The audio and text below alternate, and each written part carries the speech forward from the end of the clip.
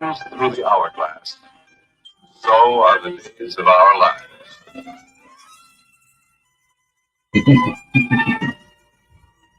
This is the theme for today. This is Chaz Knows Anything. These are the days of our lives. Okay. These are the days of our lives. Like the sands through the hourglass, these are the days of our lives. That's my title for today. So if you like what you see or like what you hear, please click subscribe. That's the subscribe button on the bottom right-hand corner. Hope my voice is better today. I hope. I'm going to try not to talk, but I do have a rant, at least one. And it's probably going to start soon because I have to talk about this. First things first. College football controversy. Florida State dropped the 5th seed in the college rankings while winning their Power 5 conference championship and being undefeated, yet not in the semi-playoff. I know what people are going to say. I know what people have said. My issue is that college football, as it's dictated for the longest time, especially recently, if you win your championship and you're undefeated, you're in the playoff.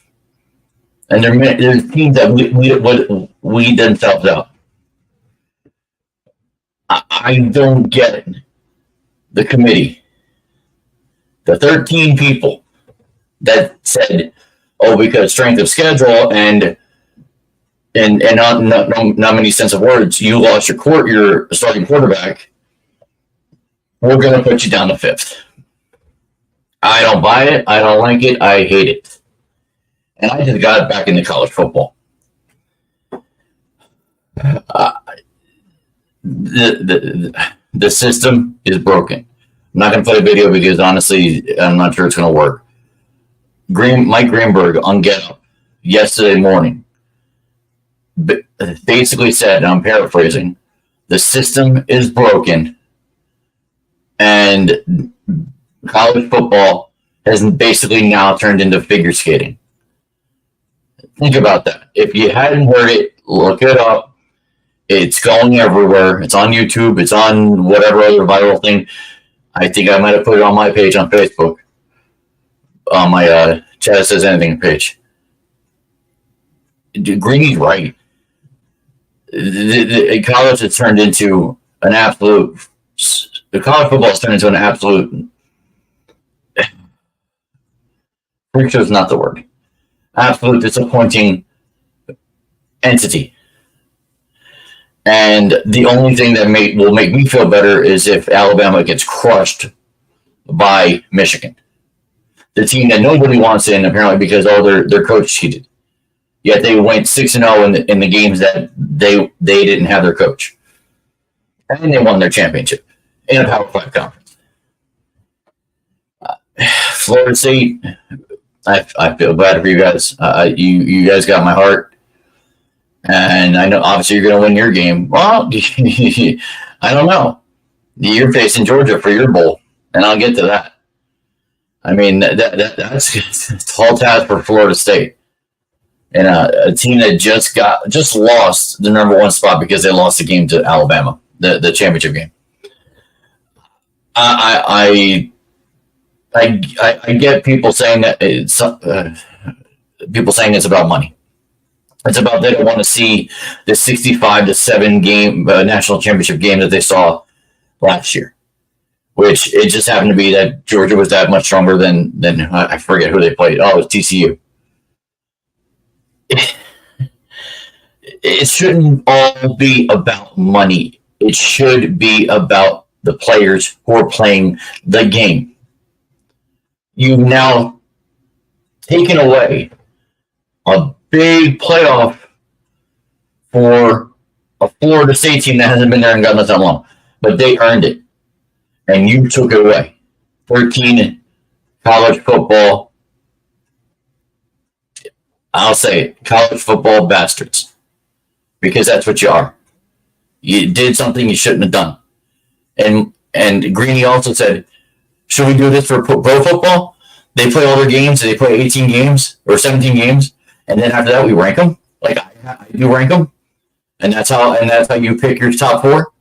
It theoretically could be done, but it would be more fair because there is a better breakdown in the pros than there is in college. But you could get theoretically the young coaches to do it.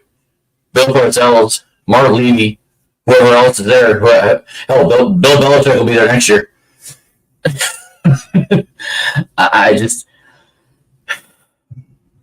I probably had more, and I had more this morning. I got a lot of it out this morning, but I think my point is the same, even without the big rant.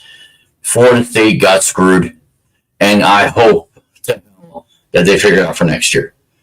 And now I'll talk a little bit about what I thought the reason was. So Michigan 1, Washington 2, Texas 3, Alabama 4. Texas, I believe, should be there. Texas beat. Who'd they beat? Damn, I forgot who they beat. But handily in their championship game. Handily. And they beat Alabama in Alabama. I mean, that's the scathing thing for me with Alabama. Texas beat Alabama in Tuscaloosa. So then Alabama beats Georgia. Okay, keep Alabama out, keep Georgia out, put FSU in. FSU should have been 3, Texas 4. That's what it should have been. The 3 13-0s in 1, 2, 3, and then Texas 4. That would have been more legit. You still would have had people not or complaining that Alabama should be in. Those would be the SEC people right there that I'm talking about. The SEC bias and the Nick Saban bias. God forbid the SEC does not play in the playoff. Oh, and I that's the oldest word I can come up with. Balderdash. God forbid Nick Saban doesn't get in the playoff. You know what? I hope you get your tuchus kicked in. I really do. I am so frustrated that Alabama's in. And hopefully I won't be frustrated in a month if Alabama wins. Because I keep hearing analysts saying that they think Alabama's going to win. I'll do my picks probably next week because, and I'll get to it, I have something that I'm going to be talking about that hopefully everybody who watches and beyond might want to get into. Okay? So I'm done with talking this at the moment. There's something else going on that many people probably don't know what it is. And I'm going to bring it to the forefront. The transfer portal, and the college transfer, and specifically the college football transfer portal. What is it?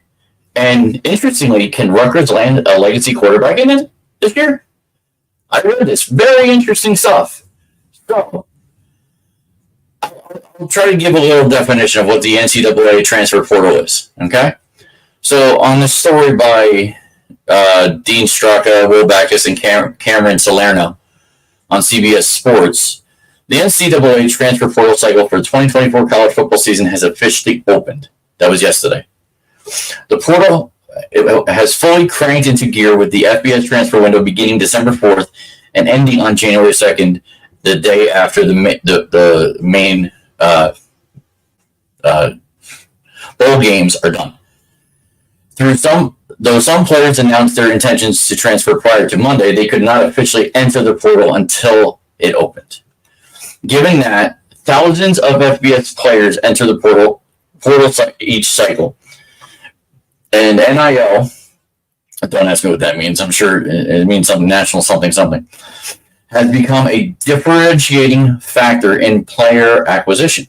Expect to see plenty of movement this offseason in what has become one of the most important periods in the college football calendar. Now, to get to what I read today, apparently there's over 1,100 in the portal as we speak, which is 400 more than last year to start. That's incredible that all these players want to change. Now, it says, in addition to these notable transfer players that will be listed below as the process continues over the next month, keep it locked in the CBS Sports. Okay, so they're doing their own promo. So most notable, and this gets to my Rutgers point. Can Rutgers land a legacy quarterback? Who is that legacy quarterback? His name, Kyle McCord. His father used to play for Rutgers back in the 90s. Kyle McCord is a quarterback for Ohio State who just put his name in to the transfer portal. And it looks like he's the top guy. And it looks like he really could be going to Rutgers. How big is that for the Big Ten? Rutgers could land an Ohio State quarterback, an original Ohio State quarterback, and maybe that makes them even better than they were. That's insane. I'm going to have to keep on this story, honestly.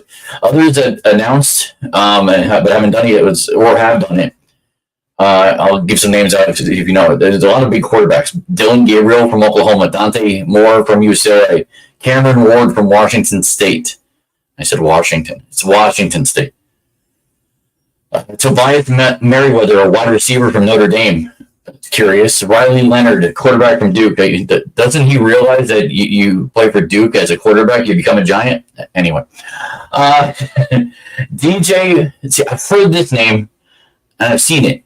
So this could be interesting. Oregon State's quarterback, DJ, I'm going to really ruin this name, Uiagalelei.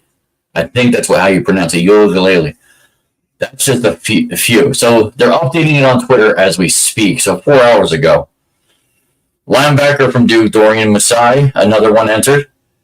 Let's see. Jonathan Bax, an edge rusher from TCU, and Randon Fontanet. See more. Ohio State cornerback, Jair Brown, another one. Do a couple more. UNT quarterback. I don't even know who UNT is, but this transfer portal as a grad transfer. So this is going to be his 5th year, if I know what I'm talking about. Chandler Rogers, transferring from UNT and trying to get to probably a bigger school. He reminds me a little bit of Jalen Hurts, just by picture. And there's a bunch here. Like I said, it's over 1,000. It's like 1,175 that I read. Okay, he says he's staying home. Okay, whatever. So that's what, like I said, that's a transfer portal that I know about, and the legacy that I think could be coming into Piscataway, New Jersey. I was hoping to have somebody to talk about this. Maybe down the road I can get somebody who might know more about the transfer portal, whether it's a college player, a college athlete, or someone who's been in it, someone who knows about it, just somebody. Because I'm a fan who only knows so much. I can read so much and only know so much. I had a friend who said he knew somebody who was a bar owner up in Brooklyn. If that does come to be, it comes to be. I'm hoping it does, so we'll see about that. Whoever jumped on, you missed all the college football stuff. So sorry you missed it. You can go back. Okay, we do have college football games that I'm going to talk about. So there's games that are going on literally from December 16th all the way to January 1st, and then the 8th is the national championship. So let's see. There's the New Year's 6. Missouri, number 9 Missouri playing Ohio State in Cotton Bowl. We got the Ole Miss, number 11 Ole Miss playing number 10 Penn State in the Chick-fil-A Bowl on December 30th. The first game was December 29th. This is December 30th.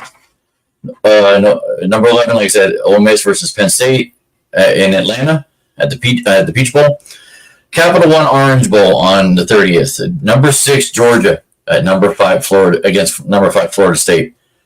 Like I said, Georgia is going to probably destroy Florida State, but I hope Florida State at least tries something and can do something, because that's going to be a slaughter for them. And then another possible slaughter in the Verbo Fiesta Bowl on January 1st. Number 23 Liberty, 13-0 Liberty, but in a I think they're a non-Power 5 school. But they're a really strong team, which just not only got the 23. Playing number 8 Bo Nix. Maybe Bo Nix doesn't play, but but number 8 Oregon. I'll talk about that a little bit probably next week, but there's quarterbacks theoretically and possibly literally not playing because of their draft status for moving forward. I want to get somebody to talk about that. I'm curious what they think about it. I know what I kind of think about it. I understand it in a manner of speaking when it comes to business, but your school wants you to play, so that's a tough call. So, like I said, there's some games also starting December 16th. I'm not going to go through every one. There's 42 of them. Okay, there's 42 games. I'm going to reference something that's more local. Okay, and it is on December 28th. It is at 2:30, 2:15, 2:15. The Bad Boy Mowers Pinstripe Bowl at Yankee Stadium in New York on December 28th. I believe that's a Thursday. Rutgers making their first bowl game in God knows how long, if not ever, against the Miami Hurricanes. Now, that's going to be a tough game for Rutgers. Miami's a strong team for a non-ranked team. That could go to the wire. I'm curious who I'm going to pick in that game, because I'm going to pick about 10 or so games. Because, like I said, there's a lot of games. There's 42 games. And because there's 42 games, plus the national championship, I'm doing this. So I thought about this and talking to a friend yesterday. I'm running an NCAA college bowl pool. If you're interested, and I'll talk about it, email me at chatroyalty.com for the sheet. It's a PDF and all the details of the pool. This is what it looks like. That's the front. Okay, there's all those games. You got the date, the actual bowl game and where it's at. Okay, you got the 2 teams that are in it and your pick. Like I said, it's on the other side too. 2 sides. Okay, it's 42 games. 43rd is we're on the down here. The national championship. You got to fill in yourself. So, like I said, I'm running this pool. I'm hoping to get a bunch of people in. Details of the amount, what you're going to win, I have on my email, and I will email it to you if you want in. Like I said, I can email the PDF and all the details. I'm not going to do the amounts here. That's not something I want to do. So, but like I said, it's a big pool. 43 games you're essentially picking. And it's going to be low. It's not big money. I know I don't make that much money, and not yet. But I know people who don't make much money either. So this is more fun, and this is something that nobody does. I couldn't find it online. There's no pools online, not for this. So it's my creation, and I'm giving it to everybody if they want to do it. So let me put that down.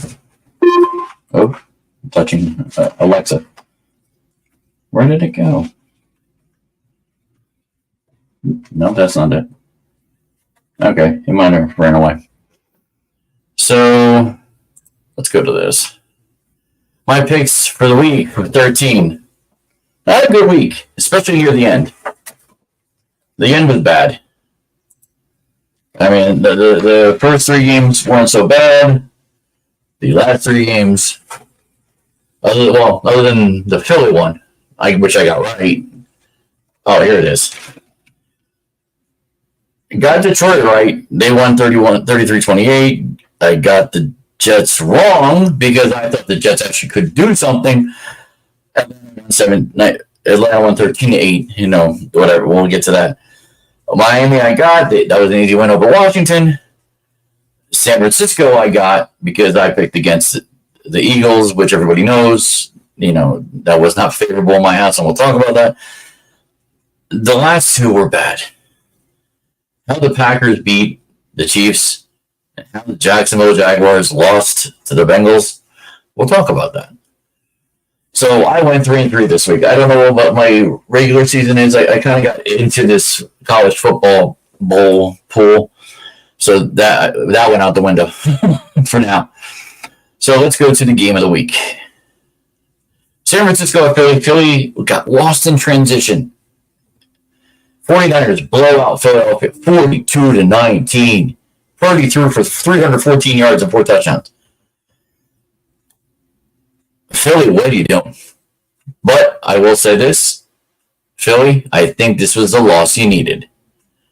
Because your next opponent, you absolutely needed it.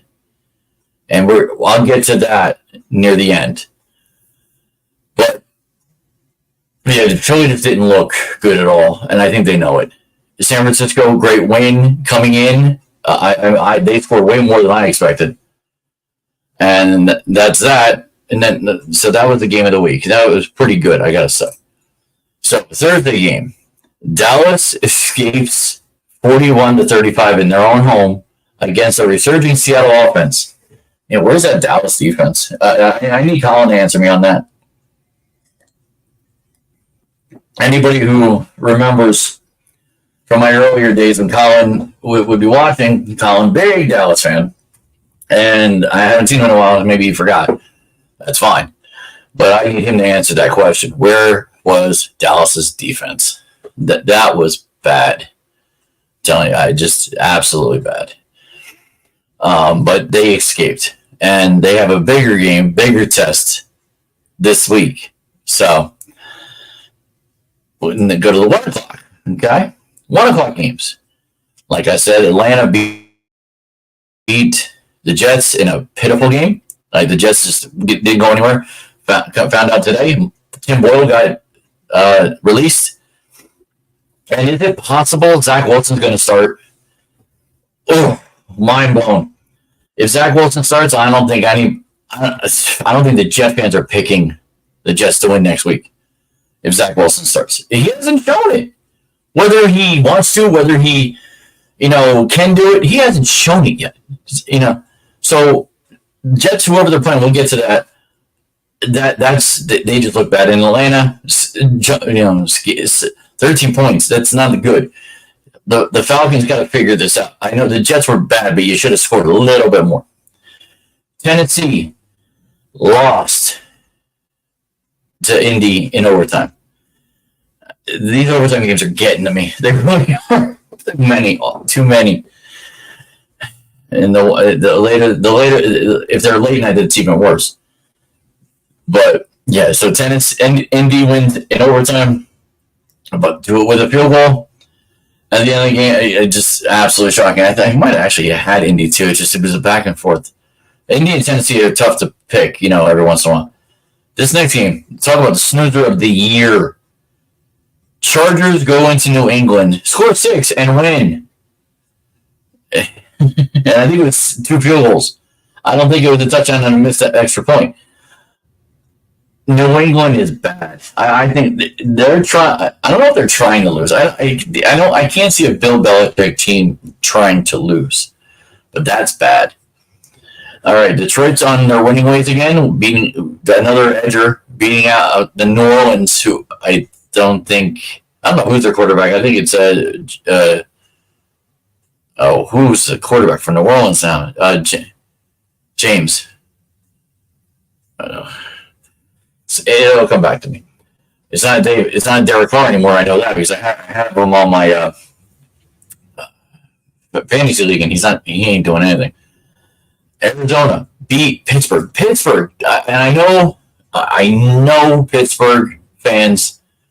Oh, you lost your quarterback. But your team should have beaten an Arizona team coming into your own home. A lot of teams won on the road this week, shockingly. I just don't understand it. Arizona came in to Pittsburgh, and Pittsburgh just dumped it. I don't know. And they're playing Thursday night. Pittsburgh is. But they just dumped it. Arizona's got no team. They got nobody.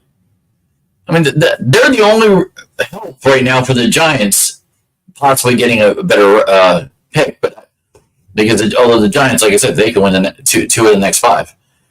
Miami squashed Washington. No surprise there. Miami's hot, and it's showing. They could be the best team in the AFC right now. Could be. I'll have that a little bit later. I did do a top 10. So let me get rid of this. Okay. And lastly, Houston. Thankfully, Houston on the up and coming. I thought so, except last week they kind of dumped one. Beat Denver. Beat Russell Wilson. Good night. So long. Farewell. Houston won 22-17. Three games on 4 p.m. I already talked about Philly and San Fran. So the 2 quick games. Tampa Bay edged Carolina.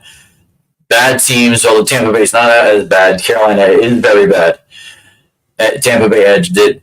And the Rams, I'd say when they look good, they look really good. But this is not 2018, 2019 when they were one of the best teams in the league running up and down the field. But they took out a Cleveland team that apparently just I think they're on the 3rd quarterback now. So they're about the same as the Giants and the Jets and the Bengals. And a lot of teams. There's a lot of bad teams, guys. A lot of bad. If you didn't know, you do. I'm pretty sure you do. All right. So Monday night game. This was the craziest of the games. Back and forth, overtime game with backup quarterbacks. Trevor Lawrence was playing, but now he's out indefinitely after injuring his ankle. Like at least 1 week, 2 weeks, maybe longer. Cincinnati won in overtime over Jacksonville, 34-31. What a week. I mean, what a freaking week. So what does the playoff picture look like? We're getting close now. We're going into week 14. Getting close. So the number 1 seed in the AFC, the number 1 seed is the Miami Dolphins. Right now, they would get the bye. Number 2 would be home, the Baltimore Ravens, playing the number 7, Cleveland Browns. Okay. That would be a crazy game. Browns at Baltimore. That would be crazy. The number 3 AFC team, the Chiefs, would be home against the number 6 on the rise, Indianapolis Colts. That would be an interesting game, although the Chiefs should win that game. And then the number 4 team, who lost in overtime, and who knows if they're staying in 4 at this point, the Jacksonville Jaguars would be home against the Pittsburgh Steelers. But that would be a crap game because the Pittsburgh's got a backup. So you're going to have a backup with Jacksonville, backup with Pittsburgh. I think the Colts have a backup, and I'm pretty sure the Browns have their 3rd backup. The Ravens, the Chiefs, and the Dolphins are the only team that actually have their quarterback. Think about that. The top 3 teams have their quarterback. The next 4 do not. Let's see. I'm curious. Who's on the bubble? Texans. They got their quarterback. Texans are 3rd in the AFC South. And who's in the AFC South? The Colts. They could jump to them. And the Jaguars. So you know what? Here's week 14. The Houston Texans are 1 game behind the Jacksonville Jaguars and tied with the Colts.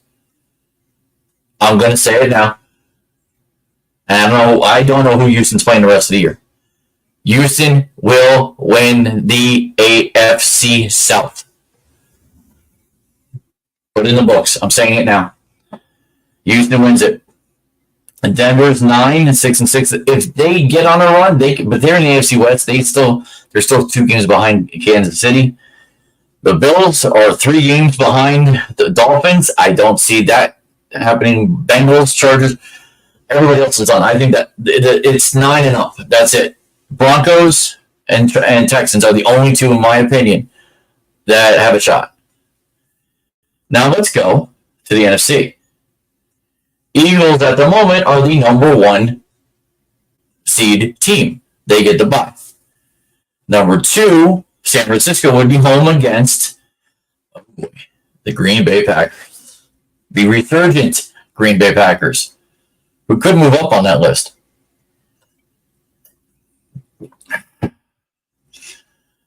Number 3 is the Detroit Lions. They get a home game against NFC North rival Minnesota Vikings. Wow, that's going to be a game. See, I'm already seeing really good games for the first week. This is really good for my playoff pool. This is really good for my playoff pool.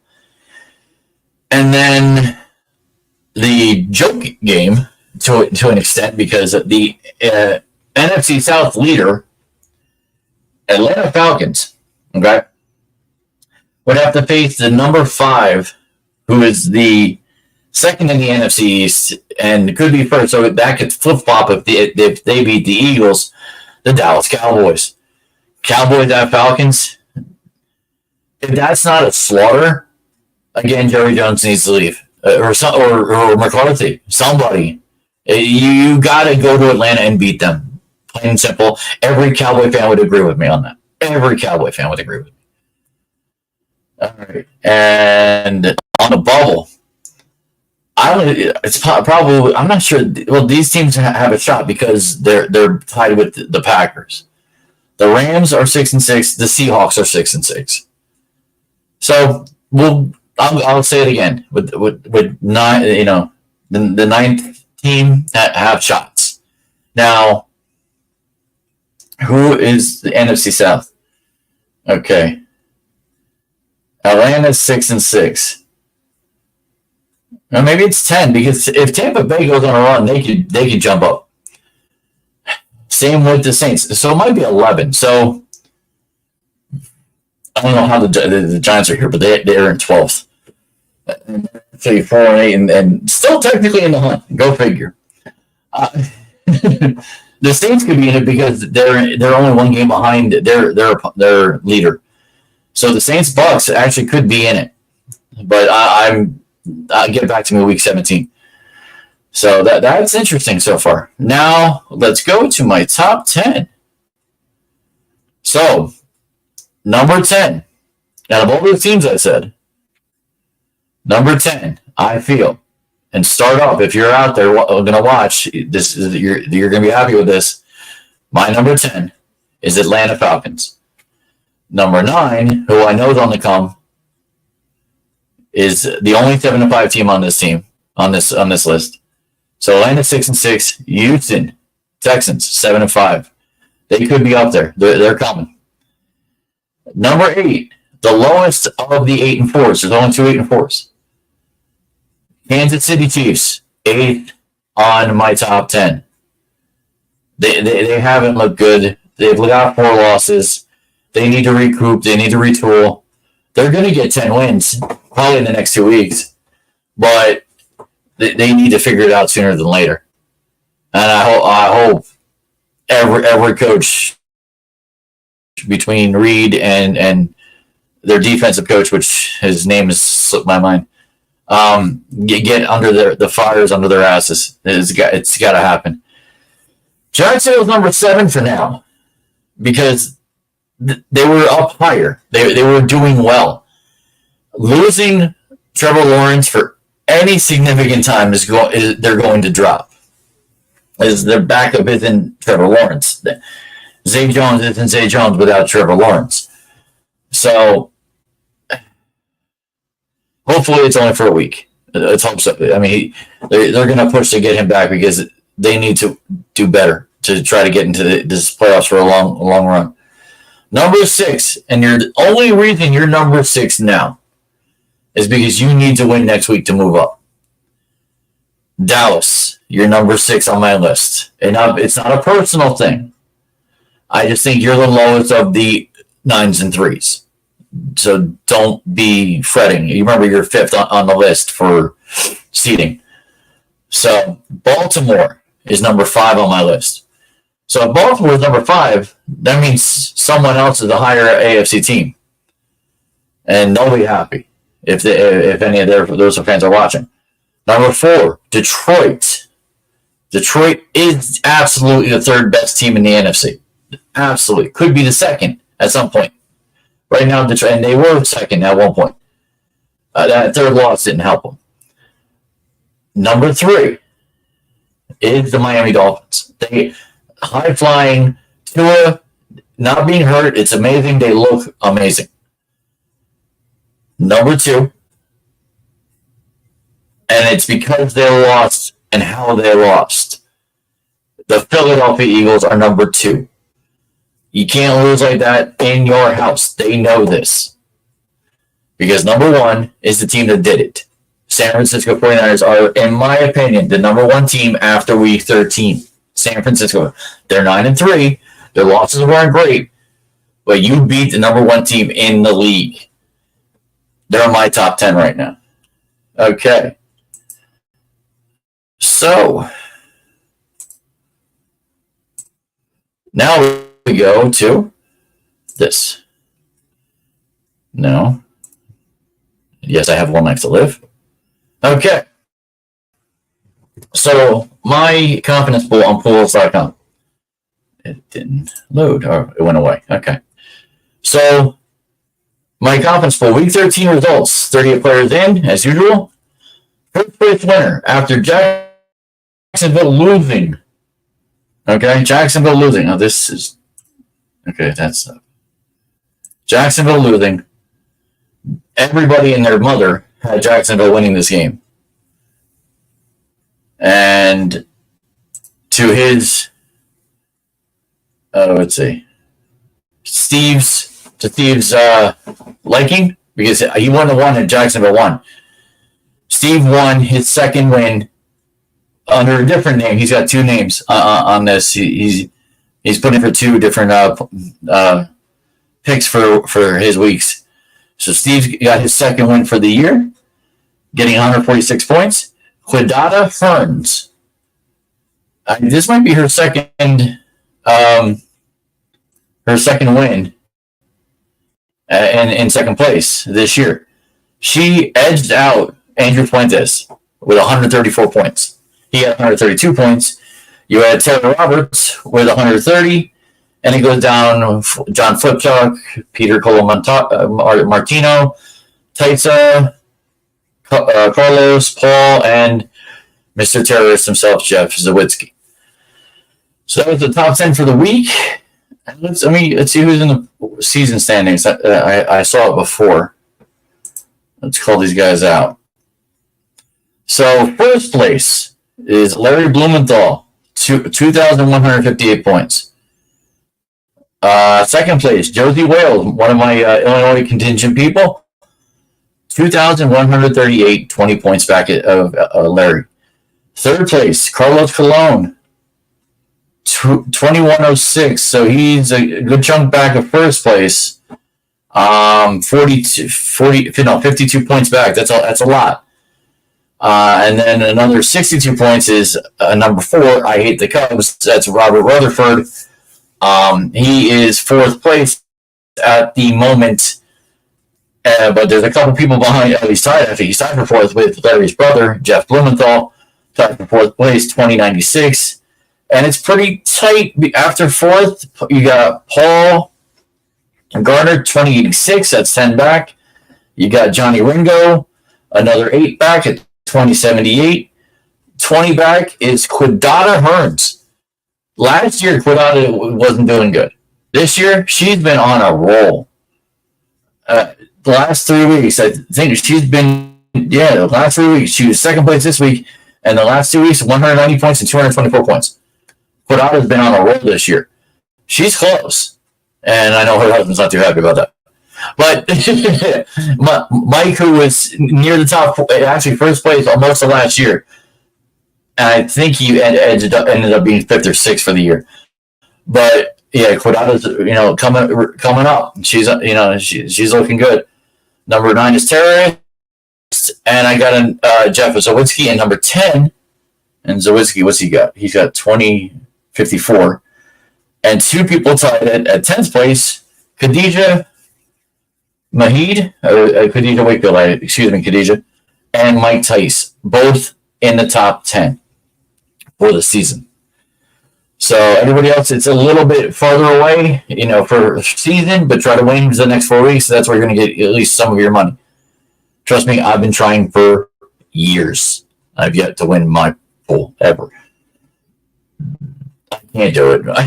I know my picks, but I just don't ever get lucky enough for whatever reason. But I keep trying. Out of 38 people, I'm in 27th for the season. Overall, not been good, but it is what it is. All right. So let's talk about this because I will be talking about this at some point. Where'd that go? Anyway, sorry. Something that was supposed to pop up. I have to refresh. Oh, there it is. Okay, good. So my NFL pool and Super Bowl boxes will be coming out in a few weeks, probably around the 18th of December for the Super Bowl boxes. The playoff pool is always going to be right after Week 18 ends. Okay, so email me at chazroyalty@gmail.com. This is where you get all the details for that. Like I said, the next couple of weeks, that's coming out. Okay, the Super Bowl boxes, it doesn't matter who's in the Super Bowl, it's AFC versus NFC. It's going to be $5, $10, $20. And once they fill up, I do more. Okay, the more the merrier, the more money that goes out. This is what I'm about. I like people having fun and getting into something like this. Like I said, with the college football bowl pool, not easy to say, but that can be fun too. It's a little harder because you're having to pick 42 picks. You think that's going to be hard? Imagine trying to correct them all. That's what I'm going to do. So, because you can't do it, it's online because they don't do it. I have to be the teacher and correct. Red, yes. Red, no. Red, yes. Red. That's going to be my job for a while. And like I said, I thank my coworker. I'm not going to call him out. I told him I'm not going to call him out. My fiance's already said that she's going to kill him, jokingly. But that's another thing added to my list. All right. So, get off football. We're already 42 minutes in. I did a lot of college and pro. So, NJSIAA and Shore Conference Athletics start their winter season essentially today. Why am I talking about this? There's a couple reasons. I'm going to be following these specific ones, but this is what's starting for the winter in this area, or the area I grew up in, because there's not many teams that are in the Shore Conference in Middlesex County. Where I grew up and came from in Monmouth County, the high school athletics is pretty big. And they're starting with hockey, bowling, indoor track, swimming, basketball, skiing, fencing, and wrestling. Yes, I said skiing and fencing. There are high schools that are doing skiing. There are high schools that do fencing. Mainly the school that I went to. CBA does fencing, rugby, and everything in between. So that's what's popping up, okay? Basketball, I'm probably going to keep up with, especially CBA. I'm going to watch a couple other bigger teams, too. I don't know who else is going to be big, but I'm going to follow the state, too, not just the local area. Because so Woodbridge could get in. It could be Arthur L. Johnson. It could be Metuchen. It could be anybody. You know, I forget the other schools that are in Middlesex County. But now I do know the coach of CBA for bowling, and I introduced myself to the coach of Monmouth Regional. So CBA varsity bowling Shore Conference started today, and the coach texted me that they defeated Shore Regional 3-0. Notable scores: Alex Taylor bowled a 258, 135, 252 for a 645 series. Not consistent, but series is good. So if you can get that 135 a little more consistent, I think it'll be good. All right, so let me go to my texts. So let me get the picture. So bowlers that bowled for CBA: Bennett Cavallo, Fink Connaughton. I probably screwed up that name. He only bowled one game. The other guy took over from Nick Skirbo. Tyler Stavala, Luke Krebs, and Alex Sauer, who I just said. Now, Bennett Cavallo did bowl 200 as well. Good for him. That's awesome. Pretty consistent. Like I said, CBA won. They got 890, 820, 897 for a 2607 series for five men bowling against Shore Regional. Shore Regional, not as good. They do have a good bowler that I know his father. His name is Kenny Hayes. It's Ken Hayes Jr. he bowled a 164, 203, 137. So he's their anchor. The 203, that's going to be more consistent of him down the road. I feel. I know how his father bowled. I bowled in the same youth league that his father did. And Ken Hayes was an amazing bowler back in the day at Monmouth Lanes. So Ken Hayes, a short regional, will be a force down the road. I promise you that. I don't know the other guys. Danny Zhang, Brandon Tran, Benigio Guzzi. That's an Italian kid. Benigio Guzzi. Sorry, I had to do that. And Zev Kalman and Nick Lemondola came in for Brandon. They didn't do so well. They ended up having an even 2,000 score. So CBA won it handily. So congratulations, CBA. They got 2 more games over the next 2 weeks, literally the next 2 days. So I'll have those scores plus next week's Tuesday score on Tuesday. So I'll have 3 weeks. There will be less. I'm assuming I'm not going to go over everything. It's hopefully, I'm crossing my fingers, by next Tuesday, CBA is 12-0. Anyway, now getting to this next one. So this is where I'm more proud as an uncle. So my nephew found out this a couple days ago.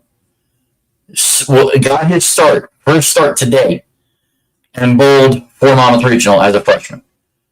As you see there, started at Middletown North, beating him 2 out of 3. And Casey got a 165, a 152, and a 156 for a 473 series. For never bowling in the league, and this was his first time ever doing something like that, I have to. Casey, that's awesome. I'm very proud as your uncle. You know that this is a great start. And for, like I said, for Monmouth Regional, got some pretty good kids. I don't know anybody else's name, but the Sean Karate, 235. Let's see if I can get it. 235, 189, 182. That's pretty good. I'm not doing the math in my head. That's over 6. I know that. So, hey, they got 2 out of 3 from Middletown North. And Middletown North, if I'm correct, is not a bad team. Let's see. Do I know anybody on the Middletown North team? The last name's Tolan, Smith, Garcia, Serba. Maybe Smith, but they had some good scores on that team. That last game with them was pretty good. He had 209 by Alex Garcia. And 203, 208, 189 for Tony Serba. Not bad for Middletown North. They got to be more consistent with all their bowlers, not just the couple they got. And Monmouth, same thing. Monmouth, let's see, like I said, Monmouth had a 606. That was Karate. Casey had a 473. There was a 542 by Chris Halowich. Brian, I can't get your name because it's long. Cola and Tunani, that is Italian. And then the anchor, Connor Shepard. Connor and Brian had the same series, a little lower. Hopefully they'll be able to figure it out. You know, follow in Sean's footsteps. Sean's doing. It looks like he's your guy right there. That's who you want to follow. You know, and I won't be there tomorrow. My brother will be there to watch his son. But Thursday I will be there at Harmony Lanes, and I'm going to see both teams, CBA whoever they're playing, and Monmouth Regional whoever they're playing. So that's going to be fun. You know, I can't wait, honestly. And like I said, with other sports, I'm going to follow basketball.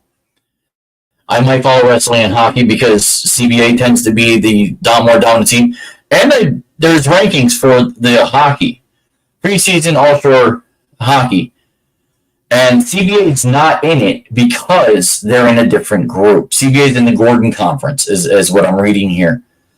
So, because we're a private school, we're not in the public B, which is everybody else, public A and public B.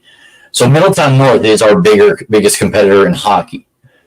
So, that's why the CBA is absent from the ranking. So, the top 10 are Middletown North, who it says here they need to find a way to beat CBA. Good luck with that. Number 2, St. John Vianney. Number 3, Brick. This is what you're going to find interesting as I'm reading this. There's a lot of co-ops, and I'm curious on that, how that works. Now, some of these are very close. Others are not. Brick Township, which is in the co-op with Brick Memorial, which I'm guessing that means they share players. Toms River East in a co-op, number 4, with Toms River South. Number 5, Rumson Fairhaven. They've always been a strong team. Number 6, Manalapan. Number 7, Howell, with a weird co-op. Co-op with Matawan Regional. You got Howell, which is very south, and then Matawan, which is very north in Monmouth County. That's interesting. And it says they added a CBA defender. So some CBA guys left CBA and went to other schools. CBA defender Matt Cortegano is in the mix for this Howell team. Middletown South is 8th. Manitowoc went in a co-op with Point Pleasant Beach, and at least that's close. Point Pleasant Beach is right around the corner from them. They're 9th and 10th. Now, this, my guess, is because these teams have never had hockey teams before. Ocean Township is 10th in a co-op with Shore Regional and Monmouth Regional. I've never known Shore Regional or Monmouth Regional have a hockey team, so I guess now that there is, possibility of teams like that, they're gonna, do it. Now, there is a preseason offshore, and CBA did make a couple of these guys. Christian Brothers defensive position, Derek Fiore. He's a preseason offshore player. Derek Fiore. Also for CBA. Oh, that was it. Okay, there's a couple. St. John Vianney. Goaltender Brandon Allen. You got a defensive man, James Lukoski. Let's see, a forward from Middletown South, Justin Ferlanti. A forward from Manalapan, Michael Schmelzer. And then a forward from Howell, Matt Gresko. Matt Gresko. All right. So, like I said, I lost. Let me see, can I reload it? Anyway, so this happened, and I talked about this last week. Congratulations to CBA Cross Country. They went to Oregon. They did a nationals race for the team. They got 6th place in the nation. That's incredible. They're absolutely amazing. The team of Joe Barrett, Connor Clifford, Jack Falkowski, Alex Kemp, Alex Mastroli, Brady Barber, and Wyatt Falkowski. Awesome job. We love our cross country guys. We do. And like I said, now getting back to the winter sports, like I said, they have dates for this. Like the NJSIAA has dates for this. So everything started today. They had scrimmages over the last few weeks, apparently, with some of them. Bowling, I don't think had scrimmages. Not November 21st, I think everybody was trying out. It wasn't scrimmage. But anything from December 5th to December 15th is when everything started for the high schools. So like I said, bowling I'm going to be watching. High school ice hockey I'm going to be watching. Wrestling, track, basketball. I might watch swimming, if there's any big swimming things that happen. We'll see about that. So, like wrestling, I'll watch who's the better wrestlers because they tend to be the ones more interesting that they're talking about. All right. So now I've talked about high school. Let's talk about this. Today's news in MLB Hot Stove. Today, reliever Kirby Yates signs with the Texas Rangers. Dodgers and Cubs meet with Shohei Ohtani. And the Yankees impressed by Yamamoto. So I'm not surprised on that. White Sox waiting for the right to trade right-hand pitcher Dylan Cease. So I need to pause this. I don't want to hear it. I don't want to know it.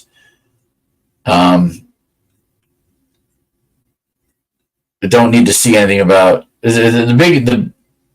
okay, what they're basically saying, what ESPN is basically saying, is will number 1 free agent Shohei Ohtani choose his next team at the meetings? We will see a blockbuster trade, or will we see a blockbuster trade involving Juan Soto or Pete Alonso? If the Mets trade Pete Alonso, you're going to see a firestorm from the fans. I'm telling you right now. Firestorm from the fans. You cannot trade Pete Alonso. You need to sign Pete Alonso.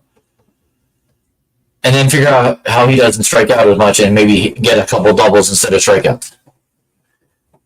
And will big spenders such as the New York Yankees, LA Dodgers, Boston Red Sox, Chicago Cubs open their wallets in Nashville? I think they will. Boston would surprise me. But Chicago, LA, New York, Yankees, yeah. I get that. The Dodgers, I guess they want Ohtani. We're probably worse than the Mets do. So how Angels are approaching the wait for now that's a fun thing that they're talking about. He can go back to the Angels. Why? Why would you do that? I don't get that. And then this happened too yesterday. Padres waiting on the right return for Soto. So the Yankee apparently that's stalled. Okay, I get it's stalled. It's going to happen. I'm not surprised, honestly. And then Angels have a chance to keep Ohtani, like I just said. They think it can happen. In theory, it could happen. I don't know. We'll see. Mariners trade Jared Kelenic and two other players from the Mariners to, I think it was Baltimore or somewhere. I did not see it. I saw it yesterday. I don't see it today. You might recognize that name if you know he got traded from the Mets. He was a former Met prospect traded from the Mets in the Robinson Cano deal with Edwin Diaz.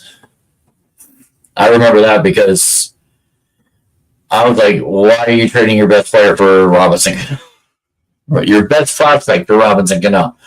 It made no sense to me. Dave Roberts said all-star this is a big story. This is a big story. Mookie Betts is going to play second base. He's not playing right field or center field. He's playing second base for the Dodgers next year. How crazy is that? You never would have seen Mookie Betts play second base in Boston. So that's interesting. I mean, I'm curious to see that. Really, I'm really curious to see that. So this was reported. Let me get rid of this. I don't think I need that anymore. This was reported on Facebook and by Brian Hawk.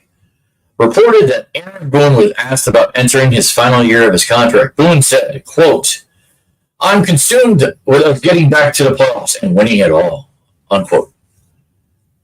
Okay, that's what you were supposed to say. I'm not surprised that was your answer. I'm a little surprised that there wasn't a follow-up, but maybe there was and wasn't said. We expect you to do nothing else. I just hope that your bench coach is as good as he is supposed to be. Because if you get thrown out of any games, he's the one in charge. Simple as that. So there's not much on this. I've yet to see anything pop up because, let's see, I'll look at my email real quick. I haven't seen anything pop up for this. So the Rule 5 draft is taking place right now. Supposedly, might be on MLBnetwork.com. And if you want to take a player from another team, they can only be on the non-roster or the non-40-man roster. So anybody in a minor league, and you can take them and put them on your major league roster. That's the caveat. I don't know how many people are going to do that. We'll see. I'm curious if anybody does do that. So there's not much on that one. Okay. So now let's do a little bit of worldly stuff. This week in the world, not too much. It's literally two things. And then I'm going to recap a couple things from last week. Actually, yeah. This was the big one. Golden Bachelor on the past 10, 8, 9 Thursdays on ABC. The final rose was last week. The big revelation is complete. Gary, his name is Gary, not Jerry. Gary chooses Teresa Nist from Shrewsbury, New Jersey, while they will not let Leslie down easy. It's hard to describe. You have to see it if you haven't seen it. If you have Hulu, if you have YouTube, you need to see Leslie's breakdown when she figures out that she's not his pick. He doesn't tell her until she figures it out. I'm not trying to give too much away, but that detail explodes into like a 20-minute thing. It had to go to commercial. Thank God I DVR'd it. I can't watch these things with commercials. I'd be ripping my head out and going on my phone. Like, it's not The Bachelor. That drives me nuts. This is older people doing it in a different way. But congratulations to Teresa and Gary. They had a reunion finally after it was shown that she got the final rose. It's kind of funny how he gave her the final rose. You need to watch that too. I'm not going to say what that was. That was kind of humorous. Even she had to admit that. But now where they're going, where they're living, this is part of the reason probably why he picked her from whatever I'm reading, Beth read, everybody else is saying. Teresa was more willing to move to South Carolina where he wants to go. He wants to move out of Indiana and move closer to his kids, which in turn, one of her kids is living in South Carolina too. Isn't life pretty? So this is what Leslie probably wouldn't have done it. She was out in Washington. No, she was in. Excuse me. She was in Minnesota, so she may not have done that. She was really close with her family. It's not that Teresa's not close to her family in New Jersey. They can travel. Apparently, she makes a good amount of money. They may probably make a good amount of money. Their 15 minutes of fame is not over yet. I promise you that. We're going to know who Gary and Teresa are for a while. And be prepared whenever they pass, we'll know that too. Because they were the first. They were the initiators. It was exhilarating. It was drama-filled. You weren't thinking it was going to be drama-filled because it was 60 and over. So, I was happy to watch it. I hope there's another one. I will watch the Golden Bachelor. I will not watch The Bachelor. I have no reason for 20-somethings to watch that. If someone wants to come on here and talk about The Bachelor who knows about it, I'll let you have the floor. You can talk about it. But you won't get any opinion from me. I promise you that. Okay, Dancing with the Stars on right now. It's probably a 2-hour finale. They got to go through everything. All 5 couples made it last week. Shocking. Absolutely shocking. When they said when they did this in random order, who was going to be picked? Who was going through to the next round? The first one they did, which shocked me, shocked Beth. It's my favorite, but I didn't think she could make it through. Allison Hannigan. She's not the strongest link anymore. She's the weakest link. The other 4 competitors are strong. And my pick, who I think is going to be the winner, and it's going to be tight, it's Sochi, the girl who plays Ms. Marvel on the Marvels. Sochi, whatever her name is, it's Sochi is how it's pronounced. It's not spelled how I'm saying it. I think Sochi will win. It's going to be tight because the Bachelor girl is very good too. Chelsea, I think it's Chelsea. She's very good. So it's going to be very tight. So hopefully I'll get to maybe watch the end of it once I get done with this. Let's go Sochi. I'm rooting for you. But on the outside chance that Allison Hannigan wins, oh my God, wouldn't that be the underdog win of the year? So, yeah. So good for Allison Hannigan. I love her to death. But she's just not as strong of a dancer as the other 4. Okay. I'll just put this up so you see that these are the next 3 or 4, 1, 2, 3 movies that are coming up that are upcoming that either I plan to see or are going to be should be popular enough to watch. I want to reiterate, coming in April 2024, my friend Jim LeBruno is starting the Emotionally Damaged Sports Media Company. And could I actually be involved? So sometime in late December, early January, we're going to talk. But congratulations to James for getting this done. And who knows? Anything can happen down the road. All right. So I'll take the ticker off. A couple more things. So we got week 14, Thursday Night Football. I have Pittsburgh over the lowly New England Patriots, 19-6.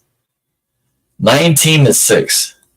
This is probably going to be one of the worst Thursday Night Football games of the year, if not the decade. You got a backup quarterback in Pittsburgh. We don't know what you got in New England, and it's in New England. Okay, so no, I'm sorry, it's in Pittsburgh. It's in Pittsburgh. So New England's going to Pittsburgh. It's just I'm only going to watch it because I'm at the bowling alley, but once I'm done with bowling, I'm not watching. I'll get the updates when I get home. But there are the next week's an interesting week for football. 2 reasons. 1, 2 Monday night games for week 14. I don't know why. There's no rhyme or reason for it, but there is. And they're both at the same time, 8:15. Tennessee at Miami and Green Bay at New York Giants. Now, I'm more likely to pick Miami, but Green Bay and Giants, that's tough. Unless Brian Dable makes my choice for me. Brian Dable puts in Tyrod Taylor because he's healthy over Tommy Cutlets. I'm not picking the Giants. You at least give me pause if Tommy DeVito's in there at starting against Green Bay. Green Bay can be beat. Green Bay on the road can be beat. Putting in Tyrod Taylor is a guaranteed loss. I'm telling you right now, that's a guaranteed loss. So, Brian Dable, I dare you. From all the Giant fans, we dare you. Put him in, you will lose, and then guess what? You'll probably lose your job too. But I'm not calling for that because I don't want that to happen. I want consistency on my team. Got it? So keep Tommy in. If Danny comes back, then put Danny in. I'm okay with Danny Dimes with this offense, and they figured it out, and you just put a guy who can be more mobile. Keep Tommy in. Get your possibility of 2 more wins, okay? Even if you're the 5th or 6th worst team, so be it. You'll figure it out. And now the game of the week. This is the game of the week, people. I know it's the second time this team is in the game of the week. They better win this one, or it's going to be a rolling S show in this town. Philadelphia Eagles at the Dallas Cowboys Sunday night. I have something I want to play from my phone. I saw it on my Instagram. I sent it to my fiance. You need to hear this, okay? I'll play this. It's from a podcast that did their podcast either already or it's next week. I don't know if it's but it popped up on my Instagram feed. So it's New Heights, okay? You obviously know who New Heights are. If you don't, it's Jason Kelce and Travis Kelce. Okay. Take a listen.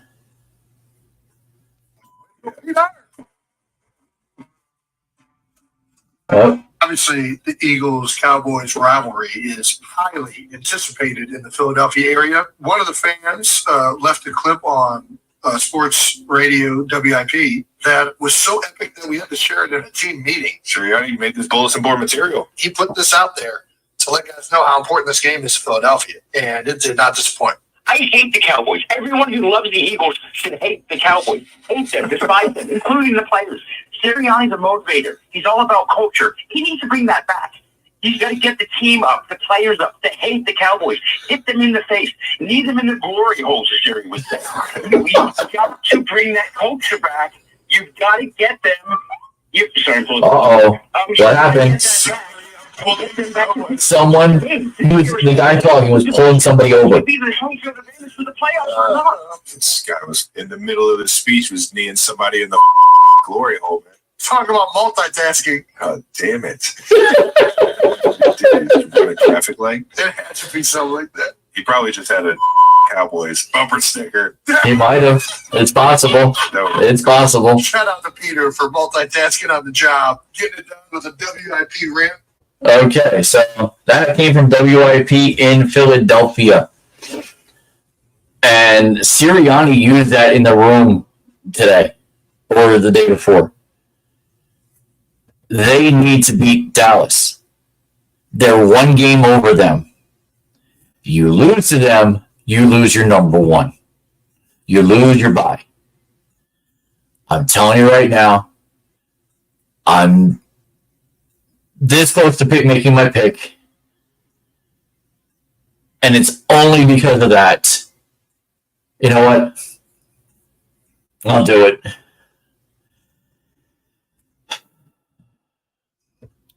I'm making the pick now. Philadelphia wins in Dallas 31-28. The field goal. It might be overtime. It might be end of game. It might be just them getting that close. Jake Elliott will be a factor in this game in Dallas. Philly wins 31-28 on Sunday Night Football. You heard it here. Hopefully I'm redeemed by the wife. We'll find out. And don't forget, like I said, when you see this, if you're interested in any of my pools, whether it be the college bowl pool or the upcoming playoff pool and Super Bowl brackets, Super Bowl boxes, not brackets, Super Bowl boxes, that will be coming up in the near future. Pool host is about to end. We got 5 weeks. 5 weeks is fast. 14, 15, 16, 17, 18. Very fast.